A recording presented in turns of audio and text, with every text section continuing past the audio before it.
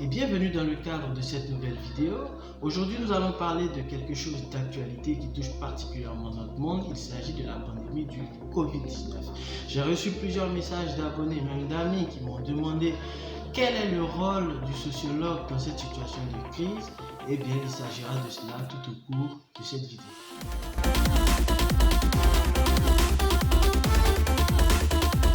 Avant tout propos, il faut avoir l'honnêteté de reconnaître qu'en situation de crise sanitaire, le sociologue n'est pas en première ligne de combat. Cela relève de la médecine. Le médecin, c'est celui qui connaît le fonctionnement du corps humain. C'est celui qui peut faire des diagnostics sur une maladie. C'est lui qui est dans le curatif, c'est-à-dire c'est lui qui soigne le corps lorsque le corps est malade.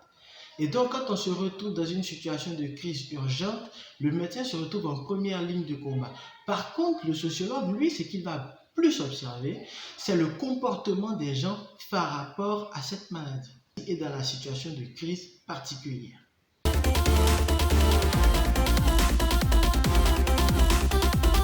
Le sociologue est un scientifique qui étudie le comportement des groupes humains et dans des situations particulières. Il étudie également les manières de penser des gens quand on sait que la manière de penser conditionne fondamentalement les comportements des individus en situation de crise. Et donc, dans le contexte du coronavirus aujourd'hui, l'apport du sociologue pourrait être d'étudier les représentations sociales de la maladie.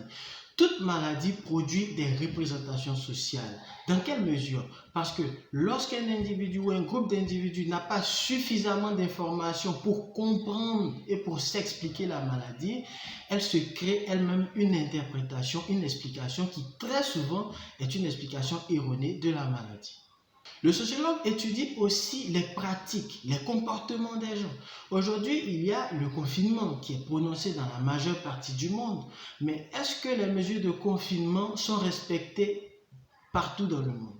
Là, il y a une question qui se pose. C'est des zones donc que le sociologue pourrait étudier et qui pourrait faire bien sûr des préconisations pour améliorer le confinement des individus.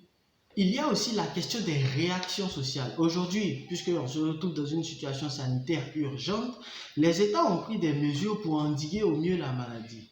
Mais quelles sont les réactions sociales des populations face à cela? En Côte d'Ivoire, je sais qu'il y a un centre de dépistage qui a été détruit par les riverains. C'est tout un ensemble de questionnements qu'on pourrait se poser.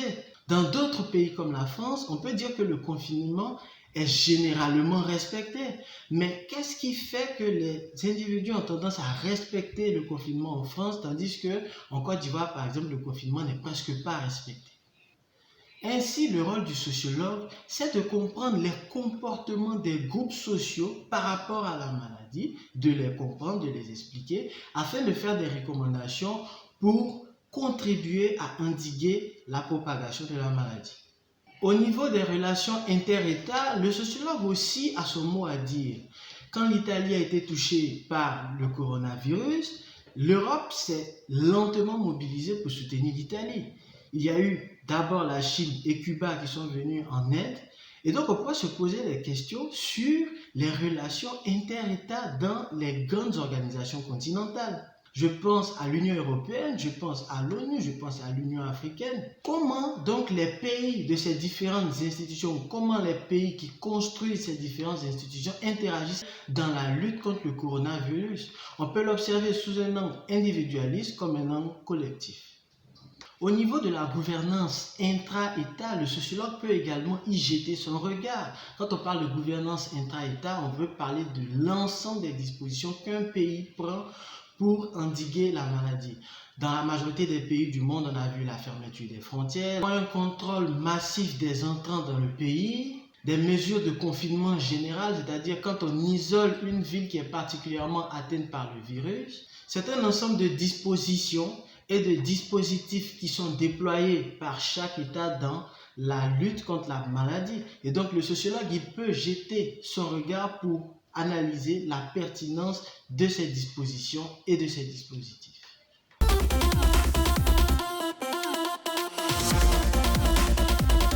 En conclusion, on peut retenir qu'en situation d'urgence sanitaire, les premiers professionnels en ligne de front, ce sont les médecins, parce que là, il y a urgence, il faut nécessairement soigner les gens, il faut nécessairement prévenir la maladie auprès de ceux qui ne sont pas encore touchés.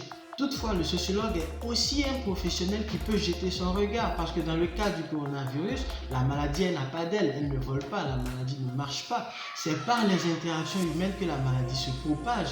Et donc, le sociologue étant le spécialiste des comportements, des manières de penser des groupes sociaux, c'est à lui que revient l'analyse de ces interactions sociales et leurs incidences sur la maladie. Tout ceci répond au principe de l'interdisciplinarité, c'est-à-dire qu'une discipline ne peut pas évoluer toute seule dans le monde d'aujourd'hui. Aujourd'hui, les médecins sont en première ligne de front, mais peuvent se faire très bien appuyer par les sociologues. Vous savez que c'est toujours un plaisir pour moi de partager ces informations, ces connaissances avec vous. On se retrouve très prochainement pour une nouvelle vidéo.